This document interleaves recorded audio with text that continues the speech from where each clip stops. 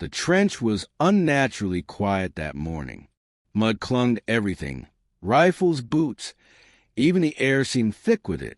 Private Luc Moreau stared over the lip of the trench, the gray dawn revealing a no-man's land torn apart by weeks of shelling. In the distance, German wires shimmered with frost. The officers whispered over a map, their voices muffled by the wind. 0 hour, 5:30. Luc didn't need to hear the rest. He knew what that meant. He looked at the flask tucked in his coat. The wine had been passed around last night, a ritual among the men of the 22nd French Infantry.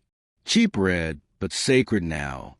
They drank not to celebrate, but to forget, to numb what waited beyond the wire. Luc uncorked it again, took a sip. The warmth burned down his throat. He closed his eyes and pretended it was courage. Luc unfolded a letter, its paper wrinkled and smudged from damp fingers. "My dear Luc," it began, "I miss the smell of the vineyard after rain." His sister's handwriting trembled across the page. The smell of earth and grapes. How far that seemed now. Around him, the men read their own letters, murmuring names of wives, mothers, sweethearts.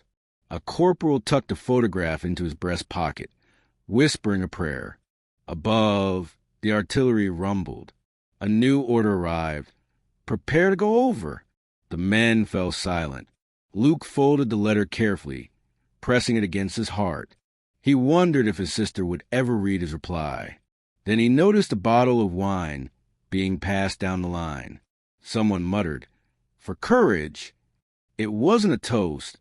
It was a farewell. Captain Duval stood atop a crate, his face half lit by the dim trench light. His uniform was worn, his voice gravelly from smoke and exhaustion. "Men," he began, "the Boches think we're beaten. They're wrong."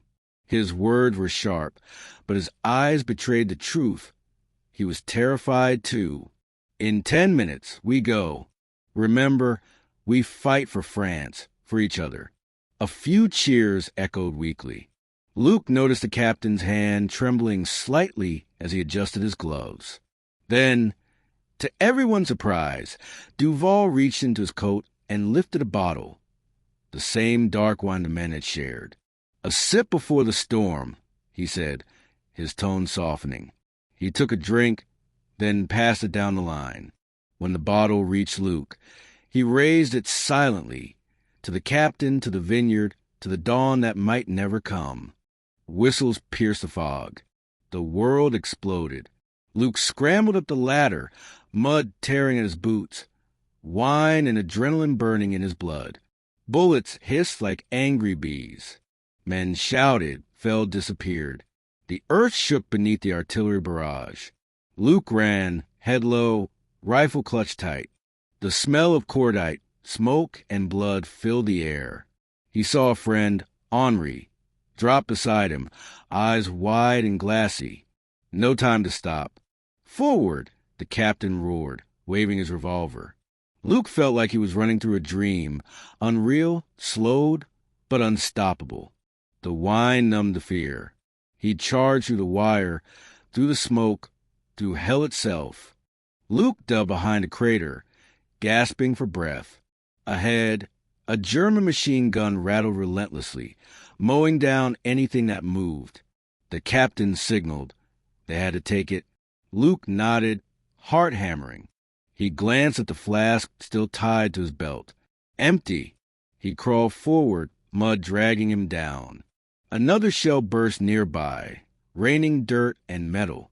Luc and 2 others crept closer, using fallen bodies for cover. When they were within 20 meters, Luc hurled a grenade. The explosion silenced the gun. He rose, shouting, and charged. For a moment, he felt invincible, as if the wine had turned to fire in his veins. Image prompt. When the firing stopped, the world went eerily quiet again. Luc stood in a sea of broken helmets and twisted rifles. The captain was gone. Henri was gone. The machine gun lay silent, its crew slumped in the mud. The air smelled of blood and rain. Luc's hands trembled as he realized he was alive, Barely. A medic stumbled through the haze, shouting for the wounded. Luc sank to his knees. The courage from the wine had faded, leaving only exhaustion and guilt. He picked up the empty flask, staring into it like it might still hold something. But it didn't. Neither did he. Hours later, the survivors straggled back. The trench looked smaller, emptier. Luc dropped his rifle, slid down the wall, and exhaled. The new recruit stared at him with wide, hollow eyes. One asked, "Did we win?" Luc didn't answer.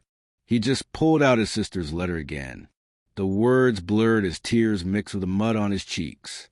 He wanted to believe they'd made a difference, that the courage had meant something. But all he could think of was a taste of that bitter wine, and how it had masked the fear, not erased it. Weeks later, a letter arrived at a small vineyard in Provence. "We regret to inform you." Luc's sister dropped to her knees, the paper fluttering from her hands. The vineyard was quiet except for the hum of summer insects.